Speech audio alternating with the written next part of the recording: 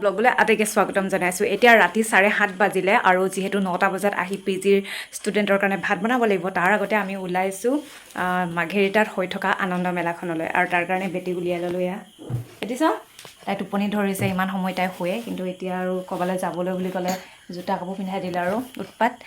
মা ওলাই আছে, মানুহজন ওলালে, এতিয়া আমি মা, মই, বেটি আৰু মানুহজন আমি কেইজন ওলাইছোঁ যাবলৈ। গতিকে পৰিৱেশটো দেখুৱাই থাকিম আনন্দ মেলানো কেনেকুৱা হৈ আছে। কাপোৰ চাপোৰ চব খুলিলে, টোপনি ধৰিছে বোলে। এয়া জোতা খুলিলে, হাগিজ খুলিলে, পেণ্ট খুলিলে, এতিয়া টোপনি ধৰিছে, এনেই শুই আছে। এইফালে যাব হ'ল, উঠা, দেউতাই আকৌ দোকানত বস্তু দিব গ'ল নহয়। উঠা হ'ল, 7টাতে ওলালোঁ আৰু মা ওলাই ৰেডি, আমি গোটেইকেইজনী ওলাই ৰেডি। এতিয়া দোকানী মানে দোকানৰ কাষ্টমাৰ আহিলে আকৌ গ'ল। কি কি উলিয়ালে, আহা আহা আহা আহা, কাপোৰ পিন্ধি লহি। এয়া আহা আহা কাপোৰ পিন্ধি লহি। হাততে লৈ লৈছোঁ, গাড়ীতে পিন্ধাই ল'ম আৰু। ওলালোঁ আটাই, এয়া মা উঠিছে আৰু মোৰ দেখাই আছোঁ, এয়া ওলালোঁ। গাড়ীত উঠিছে নিজে নিজে। উঠি লোৱা যোৱা। এয়া পাইছোঁহি, মাঘেৰিটাৰ পৰা ইয়ালৈকে 4 কিলোমিটাৰমান হ'ব, মানে আমি য'ত থাকোঁ বৰগোলাইৰ পৰা। এয়া মানুহবোৰ গধূলিয়ে ওলাই আহিছে। একদম চিটত বেগ তেনেকৈ বহি আহিছে, কাপোৰ চাপোৰ নাই, চব টোপনি ধৰিছিলে, খুলি দিছোঁ। এয়া কোচত লৈ আহিছোঁ, এয়া পেণ্ট, জোতা, এইটো হাগিজ পালোঁ। কিন্তু এতিয়া গাড়ী পাৰ্কিং কৰিব পৰা নাই, চবফালে গাড়ী, আগফালে গাড়ী, পিছফালে গাড়ী। ৰাস্তাবোৰ যিহেতু টাউন জেগা সৰু, এতিয়া আমি পাৰ্কিঙৰ কাৰণে ইয়াতে গাড়ীতে অকণ সময় ফচি আছোঁ, জেগা পোৱা নাই বিচাৰি থ'বলৈ। এয়া আমি আহি পালোঁ, এয়া মানুহজন, এয়া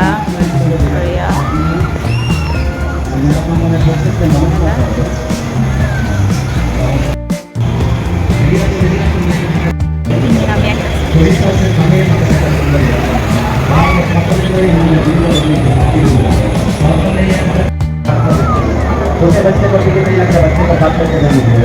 नानी गंगा टिकट ना लगाओ, ये भी मालूम नहीं है आपका माइंड ना लो।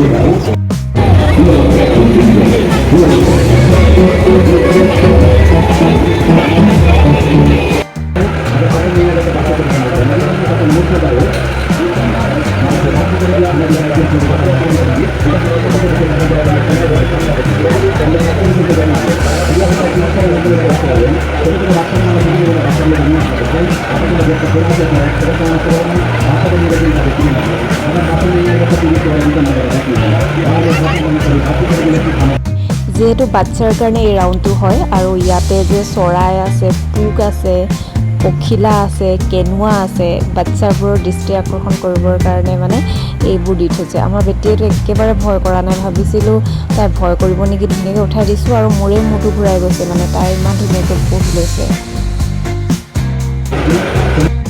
ইয়াত উঠাৰ বাবদ দিব লাগে 50 টকা, 50 টকাত 10 বাৰমান ঘূৰাই।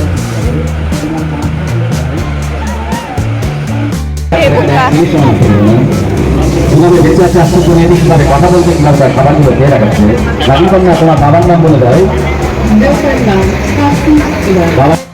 তুমি কি কি খাও বলে দাও। মেয়েটি খাই বলছে দুধ, মিল্ক। কলকাতা সুন্দরবন গেলে যে তোমার জিপটা দেখিয়ে দেবে, ভেতরে যারা সাপের মেয়ে দর্শন করতে कहा नहीं सकती, नागिन बनी रहती है, इसलिए हमें के अंदर में खिला विटामिन लगता। देखिए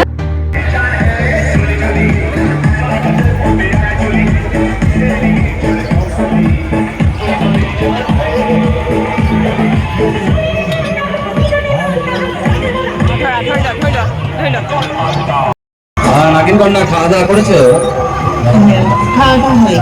আচ্ছা কি খেয়েছো বলে দাও তো। ও বলছে দুধ, গাখীর আর কাঠি খেয়েছে। তোমার বাবা দেউতার নাম বলো। যে দেখবে সেই চমকে যাবে, মেয়েটি বেঁচে আছে 18 বছর।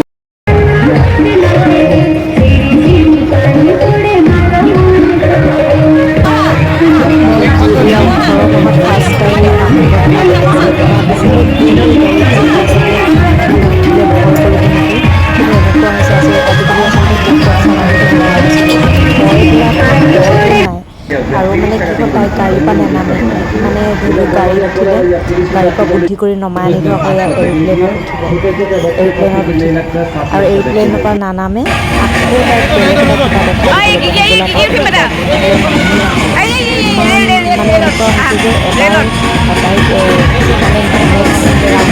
বহাই দিব লগা হ'ল আৰু নেক্সট ইয়াত আমি ফুলি চালোঁ ফুলিবোৰ সস্তাতে দিছে 20 টকাকৈ এযোৰত মই বাৰু 3যোৰ ল'লোঁ 50 টকা দি আৰু কেতিয়াবা যিবোৰ অনলাইনত মানে সস্তাতে পায় হ'লেও পাওঁতে লৈ থৈ দিছোঁ আৰু বেটিকিয়া ছেকেণ্ড ৰাউণ্ডত উঠাই দিলোঁ গাড়ীৰ পৰা নামি আহিলোঁ এবাৰ মানে এৰোপ্লেনত উঠিলোঁ হ'ব তাইৰ কাৰণে যিহেতু আহিছোঁ থক তাইৰ স্মৃতি হিচাপে এইবোৰ থৈ দিছোঁ আৰু যে ইমান কাপোৰ ওলাইছে নহয় আৰু কিন্তু চাদৰ মেখেলা নাই মই ভাবিছিলোঁ যে ব্লাউজ লৈ ল'ম মোৰ দুটামান কিন্তু মানে যিহেতু আনন্দ মেলাখন আমাৰ অসমৰ নহয় বাহিৰৰ সেইটো কাৰণে মানে অসমীয়া সাজপাৰ হয় সেইটো কাৰণে কি কৰিম যিহেতু আহিছোঁ এনেই গ'লোঁ আৰু বেটিৰ কাৰণে কাপোৰে চাওঁ বুলি আৰু বেটিৰ কাৰণে কাপোৰ চালোঁ আৰু লগতে মোৰ কাৰণেও ল'লোঁ নাইটি এটা কটন নাইটি ঠিকেই 200 টকাত আৰু বেটিৰ কাৰণে এইবোৰ চব মানে ফিক্স প্ৰাইজৰ কাপোৰ হয় আৰু এয়া বেটিক বুদ্ধি কৰি নমাই আনিলোঁ আৰু ইমান ধুনীয়া ধুনীয়া এইবোৰ আচাৰ ওলাইছে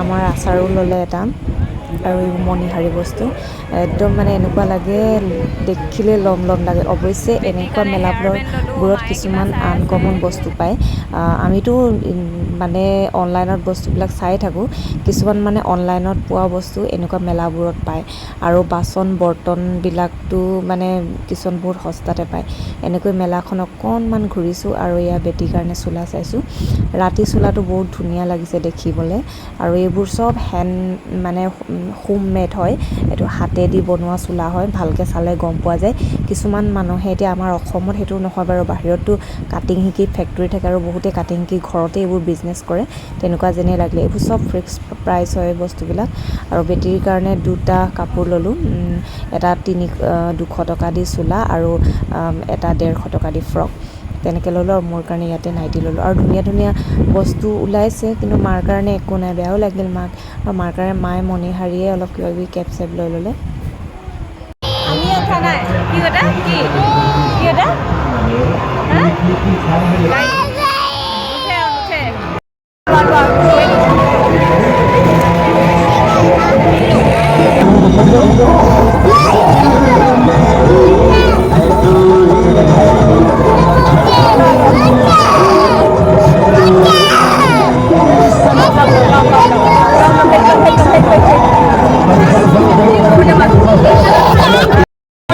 ₹50 হয় বেটিৰ কাৰণে দুটা লৈছে ইমান দামনি কৰিছে নহয় চব ₹50 এইবোৰ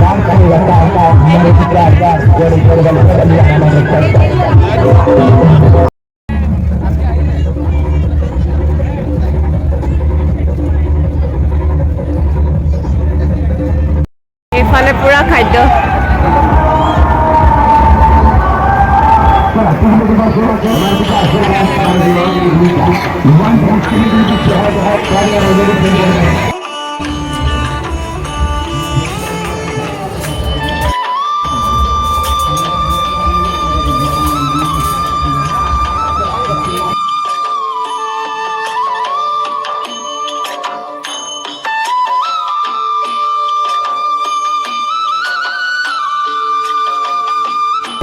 উঠাই দিয়ে ৰক্ষা ইমান কান্দিছে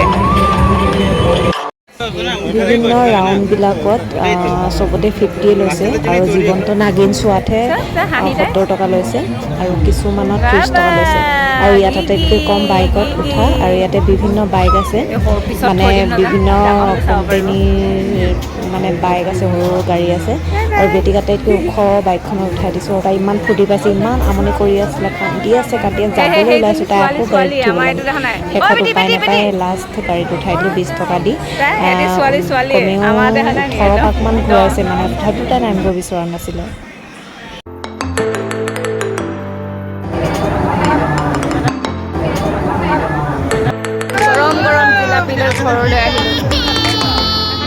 এই এতিয়া বাজিলে 10টা আৰু 10টা তেনেকৈ গুচি আহিলোঁ আৰু এয়া বেটি কান্দি আছে তাই মানে হেঁপাহ নপলালে গাড়ীত উঠি আৰু উঠিবলৈ লাগে আজিলৈ বাৰু বাই বাই বেটি বাই বাই দিয়া